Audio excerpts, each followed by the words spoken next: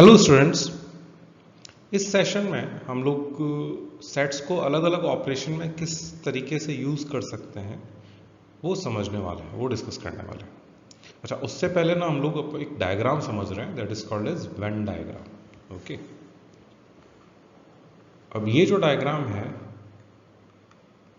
ये हमारे इस टॉपिक को बहुत इजी बना देता है, समझने के लिए भी और सॉल्व करने के लिए भी। मान लीजिए एक सेट है हमारे पास, लेट इट बी 1 2 3, एक सिंपल सा ले लिया हमने, और दूसरा सेट हमने मान लिया suppose B 3 4 5, let it be एक और ले लेते हैं 6। अब वेन डायग्राम कैसे बनता है? अगर इसका वेन डायग्राम मुझे बनाना है तो 1 और 2 दो एलिमेंट है, इन दोनों में 3 जो है वो कॉमन है, रेस्ट सारा अलग अलग एलिमेंट्स है। तो इसका वेन डायग्राम कैसे बनाता है? तो एक तो बनता है स्क्वायर, रेक्टेंगल। सबसे पहले हम एक बनाएंगे rectangle. This rectangle represents universal set.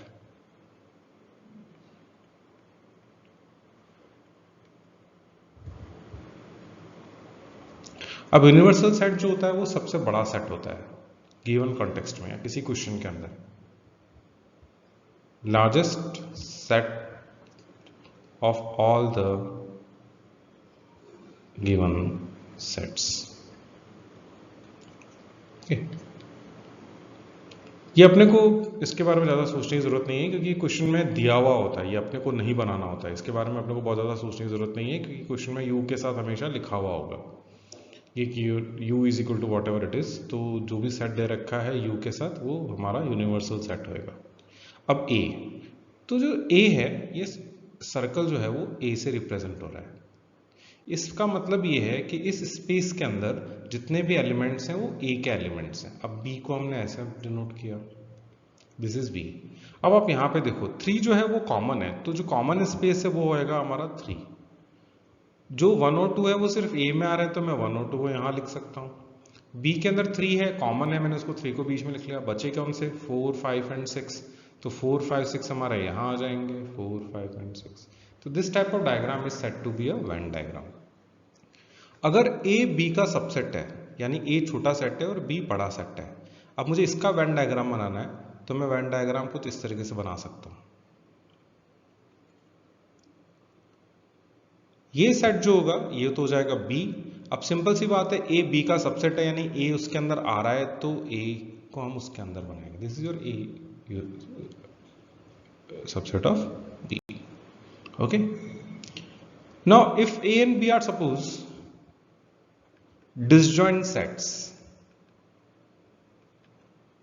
अच्छा, डिसजॉइंट सेट्स मतलब जिसमें कोई कॉमन नहीं है, ठीक है, नो कॉमन एलिमेंट।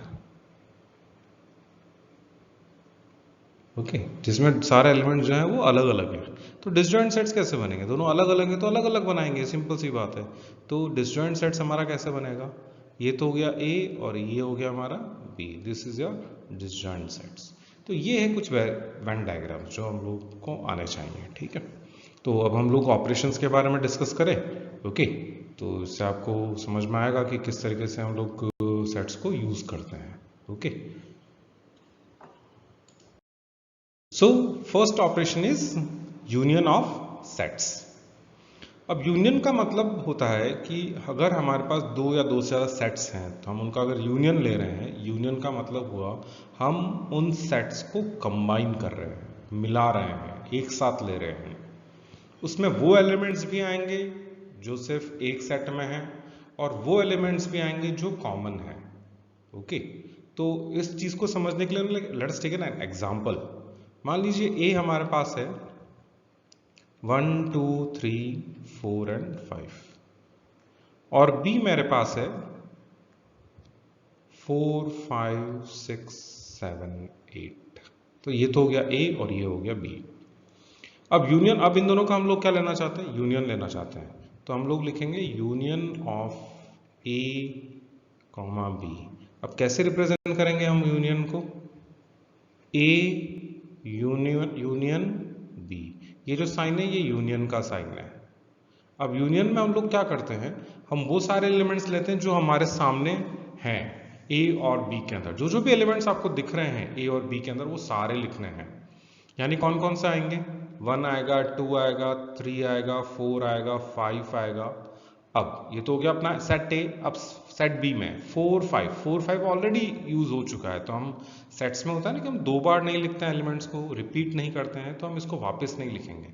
फिर कौन सा आएंगे, फिर 6 आएगा, देन 7 आएगा, देन 8 आएगा। तो ये तो हो गया हमारा ए यूनियन बी।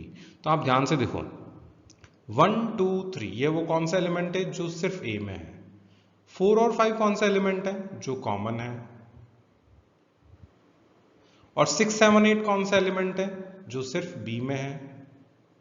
ओके 1 2 3 जो है वो किस में है, ओनली ए में है। यानी ए और बी के अंदर जो जो भी एलिमेंट्स हैं वो सारे हमने ले लिए।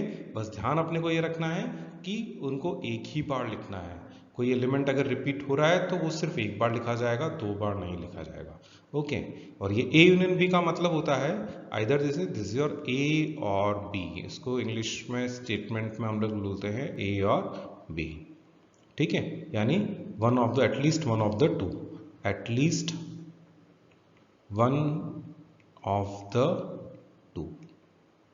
ओके अब अगर हम इसको वेन डायग्राम से रिप्रेजेंट करेंगे तो क्या होएगा, ये तो हो गया हमारा वेन डायग्राम।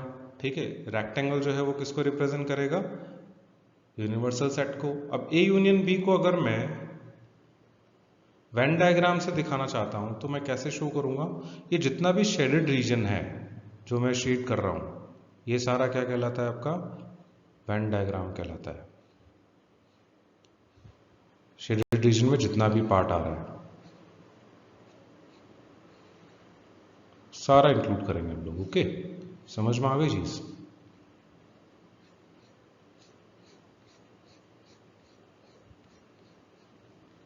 एवरीथिंग। तो दोनों सर्कल मिला के जो स्पेस है वो सारा क्या कहलाएगा, आपका ए यूनियन बी कहलाएगा। अब कुछ पॉइंट समझे हम लोग। ए यूनियन ए दो सेम सेट हैं, हम उन्हीं का यूनियन लेना चाहते हैं तो ए ही आएगा। Second thing, A union null set.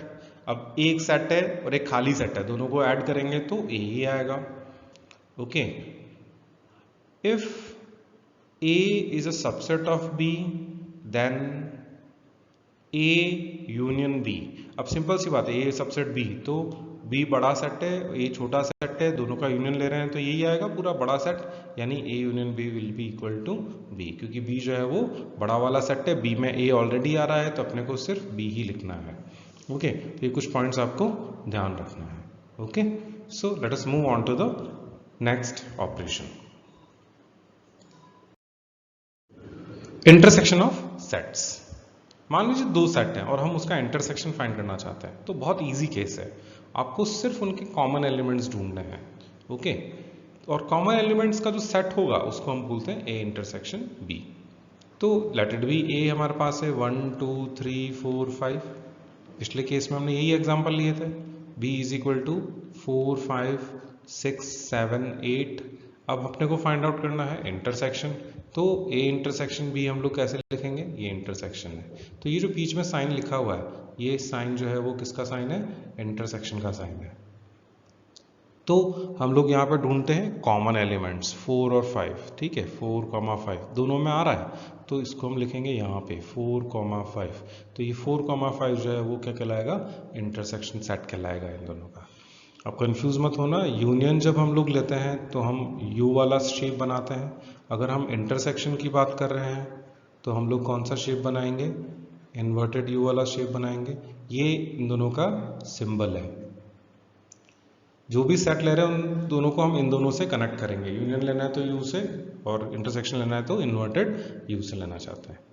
अब सपोज मैं 3 सेट ले रहा हूं, let it be A B C D. Okay Q मैंने मान लिया सी डी ई एफ और आर मैंने मान लिया suppose A C F G, and I need to find it out P intersection Q intersection R। Okay तो ये हो जाना चाहिए जो तीनों में कॉमन आ रहा है, पी क्यू आर तीनों में जो कॉमन है हम वो ही, ए बी सी, सी इसके अंदर है, सी यहाँ पे भी है, सी यहाँ पे भी है, सी सी एंड देन सी, डी यहाँ है लेकिन इसमें तो नहीं है, तो वो कॉमन नहीं है, तो हमारे पास कॉमन आ रहा है, that is your intersection. Okay, अगर तीनों में कॉमन नहीं है, मान लीजिए एक्स मेरे पास है, वाई मेरे पास है और z मेरे पास है, और मैं निकालना चाहता हूं x intersection y intersection z, तो ये आएगा नल सेट। क्यों आएगा नल सेट? क्योंकि तीनों में कुछ भी कॉमन नहीं है। ओके, 1 x और z में कॉमन है लेकिन y में नहीं है, 3 x और y में कॉमन है बट z में नहीं है। जो तीनों में कॉमन है, क्योंकि हम इंटरसेक्शन दोनों का ले रहे हैं, तीनों सेट्स का ले रहे हैं, सॉरी। ओके, सो अगर हम ए और बी की बात कर रहे हैं तो वेन डायग्राम से हम इसको कैसे रिप्रेजेंट करेंगे, हैव अ लुक।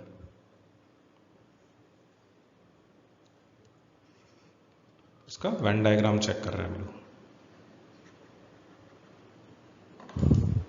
तो ये आपके पास वेन डायग्राम, रेक्टेंगल्स रिप्रेजेंट्स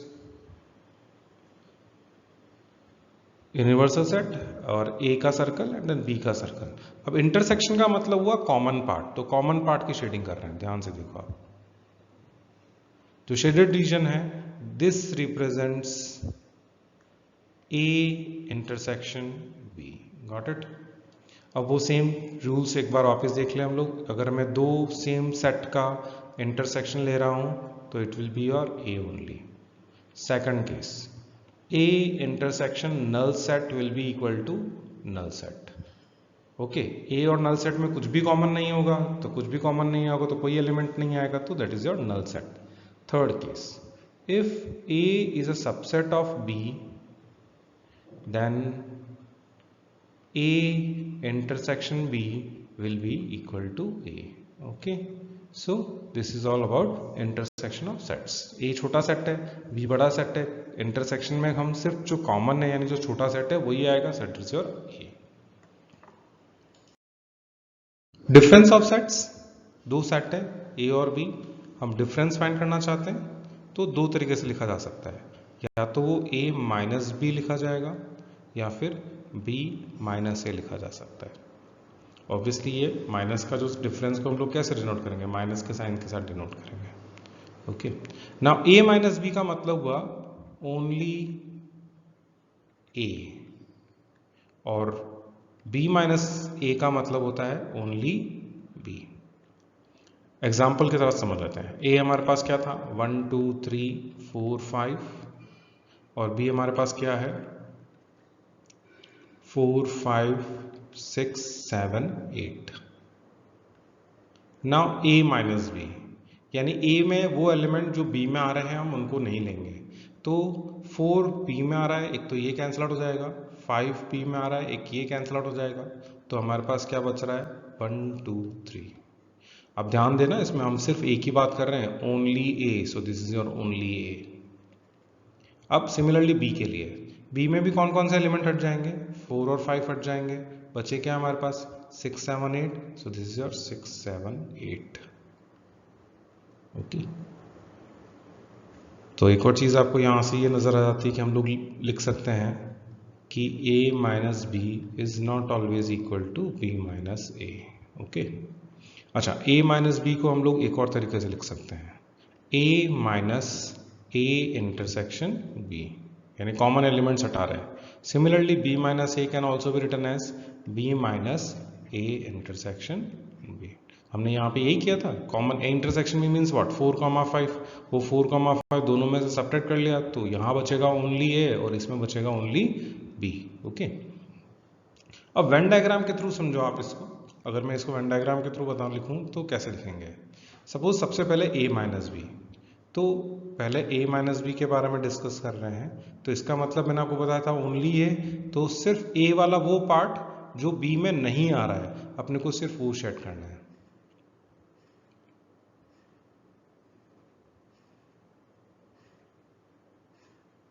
तो ये जो शेडेड रीजन आपको दिख रहा है, this is called as a minus B.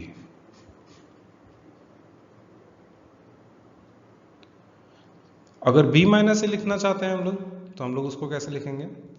Suppose ये b माइनस ए के लिए ये हो जाएगा, तो only b, this is your only b, जो सिर्फ b में आ रहा है, यानी a to exterior, exterior to a. This shaded region represents b minus a. Okay.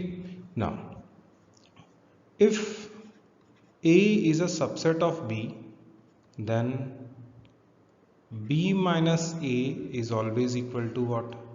A null set.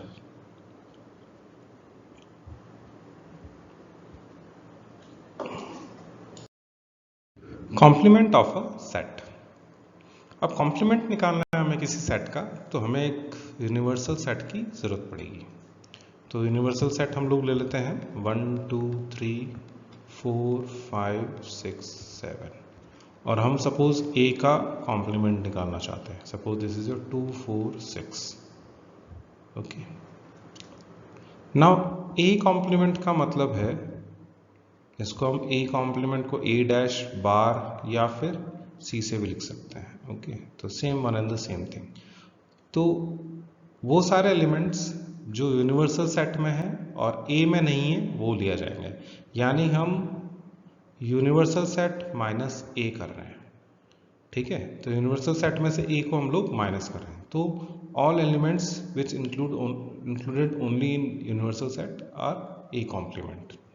तो एक तो 2 आ रहा है, और एक 4 आ रहा है, और एक 6 आ रहा है. 3 एलिमेंट्स हमारे a में हैं और यूनिवर्सल सेट में भी है. तो अब इन 3 एलिमेंट्स को हम लोग हटा के जो एलिमेंट्स बचेंगे, तो 2 4 6 को हटा दिया, बचे 1 3 5 एंड 7.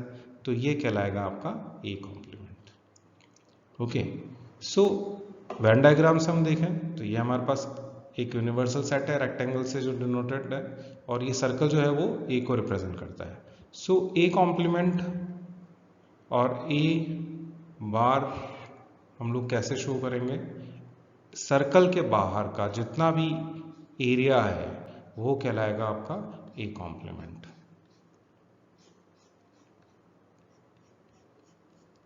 ओके. सो बिकॉज हम लोग क्या कर रहे हैं, यूनिवर्सल सेट में से a माइनस कर रहे हैं, तो a का रीजन हमने हटा दिया, बचा जो भी रीजन है वो सारा a कॉम्प्लीमेंट है. Few points to be noted. Universal set का हम कॉम्प्लीमेंट ले रहे हैं तो वो नल सेट हो जाएगा. अगर मैं नल सेट का कॉम्प्लीमेंट ले रहा हूं तो वो यूनिवर्सल सेट हो जाएगा. सिमिलरली a कॉम्प्लीमेंट का कॉम्प्लीमेंट करेंगे हम लोग तो सेट फिर से आ जाएगा हमारे पास. अब आप ध्यान से देखो, 2 4 6 हटाया तो 1 3 5 7 आ जाएगा, और अगर 1 3 5 7 हटाया तो 2 4 6 आ जाएगा. A union A complement is universal set. Now this is A complement, this is A. दोनों को कंबाइन करेंगे तो यूनिवर्सल सेट हो जाएगा. And last one is A intersection A complement. अब इन दोनों में कॉमन फाइंड आउट करने की कोशिश करो. एक तो ये शेडेड रीजन है और एक जो नॉन शेडेड रीजन है, इसमें कुछ कॉमन है? कुछ भी कॉमन नहीं है. So we say that A और A कॉम्प्लीमेंट का इंटरसेक्शन जो है वो नल सेट होता है. Now symmetric difference of two sets. अब दो सेट्स हैं हमारे पास A और B, हम इनका सिमेट्रिक डिफरेंस फाइंड करना चाहते हैं. तो basically we are trying to find a set of all those elements जो सिर्फ A में है या फिर सिर्फ B में है, यानी हम वो एलिमेंट्स नहीं लेंगे जो कॉमन है. ओके. सिमेट्रिक डिफरेंस में हम कौन से सेट नहीं लेंगे? जो कॉमन है एलिमेंट्स उनको हम उनको हटा देंगे. अब मान लीजिए A हमारे पास है 1 2 3 4 5, और B हमारे पास है 4 5 6 7. सिमेट्रिक डिफरेंस को हम लोग लिखते हैं A डेल्टा B से. Now this is symbol for symmetric difference, triangle का sign. Okay. Now this is A minus B union B minus A, or this can be written as A union B minus A intersection B. Now A minus B. A minus B करेंगे तो हमारे पास 4 और 5 eliminate हो जाएंगे, क्या बचेगा 1 2 3, ये हम ऑलरेडी कैलकुलेट कर चुके हैं पिछले एग्जाम्पल में। b माइनस ए 4 और 5 कॉमन है, हट जाएगा, क्या बचेगा 6 7। ओके, सो अगर हम लोग इसका यूनियन लेंगे so that is equal to 1 2 3 6 and 7। Similarly अगर हम लोग इसको यहाँ पे करना चाहते हैं a यूनियन b में, तो a union b is equal to 1 2 3 4 5 6 and 7। अब इसमें से इंटरसेक्शन वाला पार्ट माइनस हो जाएगा, 4 5 माइनस हो जाएगा, तो 4 5 माइनस होगा तो क्या बचेगा अपने पास, तो 1 2 3 4 और 5 हट गया, 6 और 7 बच गया। तो आप ध्यान से देखो दोनों सेट सेम आ रहे हैं, तो a minus B union b minus A और a union b minus A intersection b, this represents symmetric difference of two sets. अगर हम वेन डायग्राम से इसको समझना चाहें तो a डेल्टा b कैसे लिखा जाएगा,